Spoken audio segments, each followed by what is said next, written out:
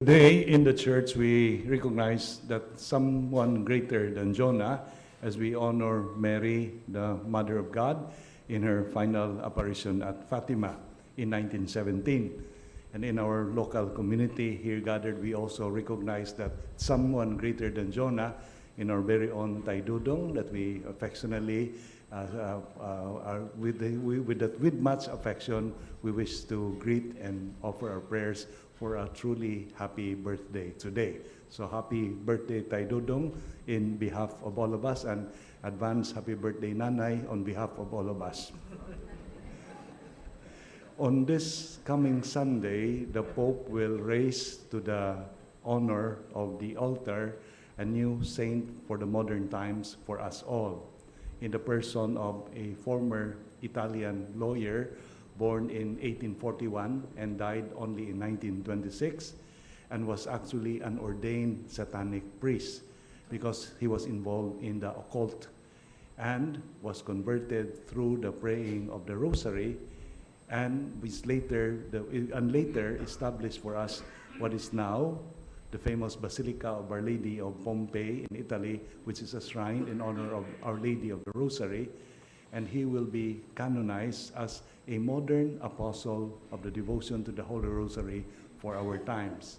And so there is much joy and anticipation in this event that will soon take place within the week. Bartolo Longo was born at a time when there was much upheaval in Italy because of the growing nationalist movement. There was this attempt to transform Italy into a republican nation, and that would mean opposing the controls of the church in what used to form part of the so-called papal states, territories directly under the political rule of the Pope, who does not only sit as spiritual leader of the Catholic Church, but some kind also of a political leader in Europe, but especially with his stronghold in Italy. And so there was much skepticism about the Catholic Church in general. There was general distaste for anything that was of the faith, and people began to resort to all sorts of things in order to rid themselves of the so-called control of the Catholic Church and the hold that the faith has on their lives. And so Bartolo Lungo found himself immersed in occultism because at that time it was offered as the alternative to what the church has to offer in terms of spirituality. And he actually submitted himself to become an ordained priest of the satanic cult. He would oftentimes see visions of a dark, sinister force who would accompany him all throughout the day, and which he would refer to as his angel. And soon in time, because of the devil's hold on his soul, he became very sickly and was mentally depressed. When his professors saw what was happening in him, they went out of their way to try to bring him back to the true fold of the Catholic faith by insisting upon him that he return to the praying of the Holy Rosary, which gladly he did. And as he began to pray the Rosary, his health improved, his mind became clearer, and he saw the errors that he had accepted without hesitation when he began to contemplate on the mysteries of the life of Jesus as seen by the eyes of Mary in the Rosary. And so at one point he attended a seance, and as the spirits were being summoned to the room, he stood up and held out his rosary and expelled all of them, and even renounced his attachment to any form of occultism by just, bringing out in his hand triumphantly a rosary that was in his possession. And in time, he was admitted as a member of the Dominican Tertiary, where he began to study about the origin and nature of the Rosary, the teachings of Saint Dominic, the founder of the Dominican order, and was also himself the apostle to the devotion of the Rosary in his time. And there was something in what Saint Dominic that struck him very deeply, when Saint Dominic said that according to Our Lady's message, anyone who prays the Rosary would be saved. And this message, as you know, was reiterated again at Fatima when Francisco, one of the three visionaries, asked the older cousin Lucia to ask Our Lady if he was going to heaven too. And Our Lady's response to that question was, only if he prays many, many, many rosaries. And so when he began to pray seriously the rosary, and not only was he doing that, he began to spread the devotion of praying the rosary. And to do this, he established a confraternity devoted to the praying and spread of the devotion. And he soon found himself renovating a discarded church. We wanted to have a center for this devotion. And when he was looking for an image of Our Lady to be placed at the altar, he could not afford to buy something that he liked. And somebody donated to him, an old sister, donated to him a discarded image of Our Lady, so ugly that he even didn't think of putting it in the altar himself. Until left without a choice because he had no money, he ended up cleaning up the picture, having it retouched by a local artist, and installing it in the altar. And this altar piece is now what is known to us as Our Lady of Pompeii, because immediately after that, miracles after miracles began pouring in as people prayed the rosary before this holy image. And to this day, it is still a center of Marian pilgrimage in that place where Mount Vesuvius erupted in the ancient city of Pompeii, near Naples, very close to Rome. And it is actually a pontifical basilica as well, directly under the control of the Holy Father, like most of the major Marian shrines.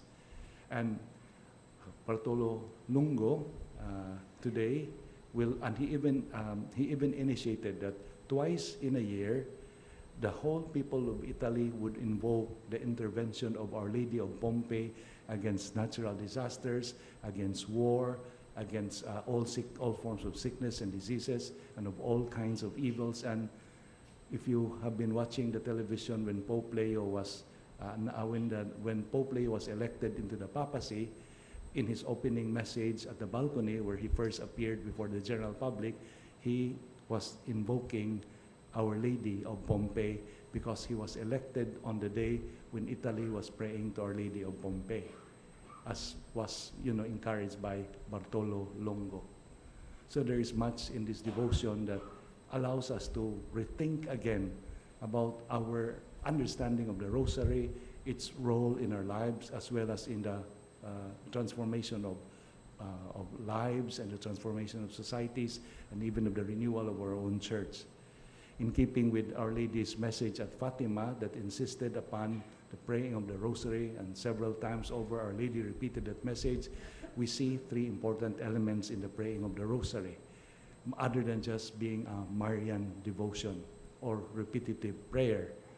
First, it is real prayer. Prayer is described as nothing but an encounter between God and man in a most intimate environment. The Holy Father, Pope Francis, in Fatima, once referred to Fatima as the whole experience of Fatima, not just the basilica and the church and the place of Fatima, but the Fatima apparition as some kind of a shrine of encounter, where when people listen to the message of Our Lady, we are brought into a prayerful meeting with our Lord.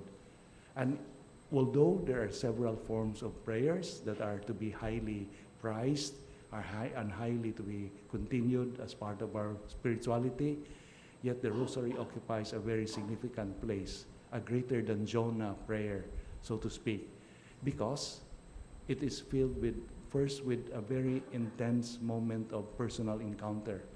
We are like putting ourselves closest to our Mother, Mary, as she recounts, and as we look at her in the eye, we see in her eyes the events that took place from the birth of Jesus to his ministry, to his suffering and death, to his glorious resurrection and ascension to heaven. The eyes of Mary has captured the entire story, and when we look at Our Lady's eyes, we view the life of Jesus, the message of salvation history, from the tender eyes of our Mother.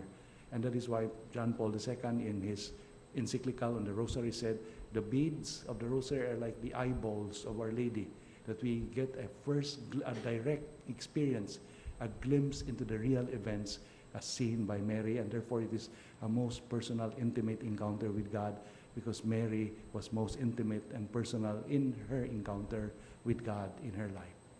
And secondly, once we turn our eyes on Jesus, once we fix our eyes on Jesus as the author and perfecter of our faith, it comes naturally that we begin to look into our own lives and examine where we have failed Him, where we have sinned.